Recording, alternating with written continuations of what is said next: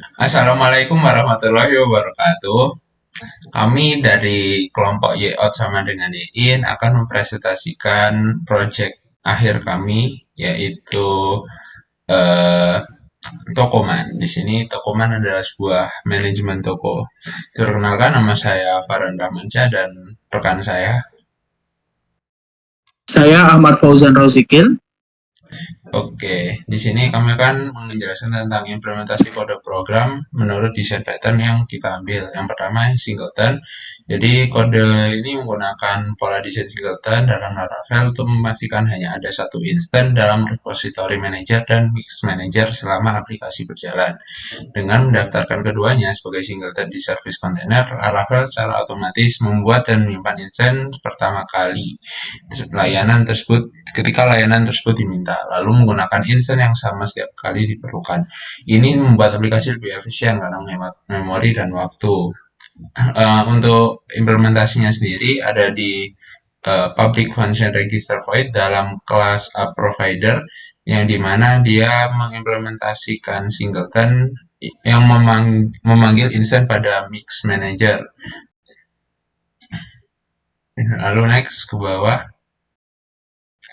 Untuk pattern selanjutnya itu ada registry pattern yang dimana kode ini mengimplementasikan pola desain registry di mana repository manager bertindak sebagai pusat penyimpanan atau registry untuk berbagai repository seperti barang repository, agen repository, mitra repository, dan pegawai repository yang didaftarkan dalam array repository saat objek repository dibuat, di mana diimplementasikan di disk repository barang new barang repository. Setiap ada menginisialisasi objek baru, maka akan memanggil repository yang ada seperti barang repository, agent repository, mitra repository, repository, dan pegawai repository. Oke, next. Lalu ini sama dengan pengimplementasian di atas, tapi ada mengelola beberapa fitur tambahan seperti pusher dan image manager di, di sini. Oke, next. Selanjutnya adalah MVC pattern, di mana di sini ada inisiasi root dalam server Laravel. Saya mengambil contoh di sini untuk root stock slash, di mana ketika user mengakses pet stock, misal Tokoman app railway app dengan asumsi sudah login, server akan memanggil logika yang didefinisikan pada barang controller kelas dengan fungsi index seperti yang tertulis pada fungsi yang berwarna ungu ini.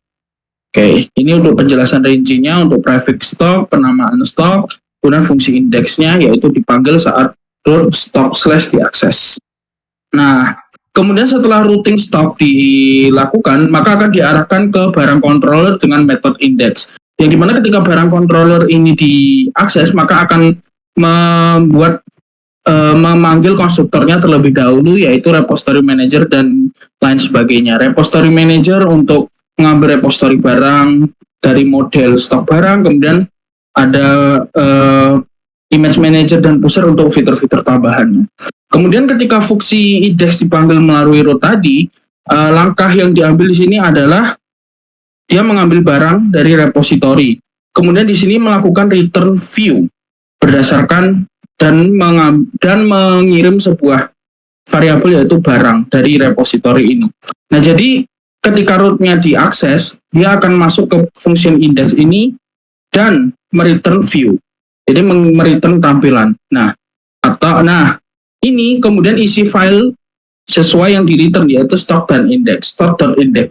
Setelah pengereturnan view akan menampilkan antarmuka HTML dan CSS disertai logika Laravel seperti add if, add for if, dan lain sebagainya, serta ekspresi-ekspresi kurung kurawal barang seperti ini. Jadi ini adalah ekspresi untuk logika-logika Laravel seperti logika pengisian data, binding, menggunakan Black Directive seperti ini. Kemudian ada form input aksi, pagination, kemudian tampilan dinamis menggunakan tabel, menggunakan sintaks kurung kurawal 2 seperti ini.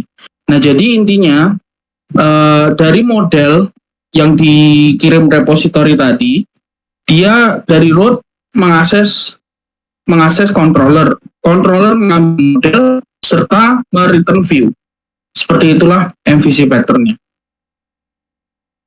Selanjutnya adalah repository pattern. Jadi ini ada repository interface yang mengimplementasikan repository pattern untuk Laravel yang ada operasi-operasi umum untuk pengambilan database seperti all, find, update, insert, dan delete.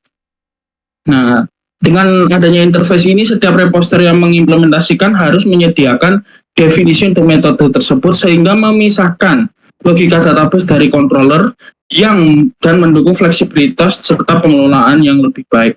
Seperti saya sambil contoh, ini salah satu implementasi pada barang repository. Di sini repository pattern ini memisahkan logika basis dari akses database. Repository ini memungkinkan pengelolaan data stok barang yang secara terstruktur dan efisien. Di sini ada pemanggilan konstruktor yang membuat model menginisiasi model stok barang, kemudian pengimplementasian fungsi all, fungsi update, delete, insert, dan lain sebagainya. Dengan hasil keluaran akhir seperti data barang object collection, kemudian status operasi berhasil, kemudian perubahan data. Oke, selanjutnya untuk implementasi GUI, ini ada ketika diakses pertama kali akan memunculkan tampilan pertama kali, yakni katalog produk, katalog mitra, dan kerjasama mitra, dan kerjasama agen. Dilengkapi fitur search untuk memfilter barang. Kemudian ini untuk register, memasukkan akun, nama, email, password, token register untuk kemudian melakukan recaptcha. Setelah itu, register berhasil, menunggu admin untuk memverifikasi akun. Admin melakukan verifikasi pada email. Setelah admin verifikasi, akan mengirim verifikasi ke email yang telah didaftarkan. Setelah itu, mengecek email yang didaftarkan dan melakukan verifikasi, register pun berhasil. Kemudian ini adalah halaman login, memasukkan user, email, dan password yang sesuai, kemudian melakukan recaptcha. Kemudian halaman dashboard menampilkan profit, riwayat barang, dan transaksi terkini. Selanjutnya halaman manajemen stok, di mana user bisa mengakses stok, menambah barang, mengedit, dan menghapus barang. Oke. Kemudian ini sama untuk pegawai, bisa mengakses pegawai, menambah pegawai, mengedit pegawai, dan menghapus pegawai. Kemudian ini mengakses profit untuk tahunan atau bulanan. Kemudian ini melakukan penjualan atau laporan penjualan. Selanjutnya mengakses riwayat masuk atau keluar bisa dipapang. Kemudian mitra, bisa menambah mitra. Kemudian agen, menampilkan agen, menambah agen, ataupun mengedit. Yang terakhir adalah informasi profil, kita bisa mengubah nama, email, memperbarui password, serta menghapus. Selanjutnya adalah demo singkat mengenai website yang telah dibuat.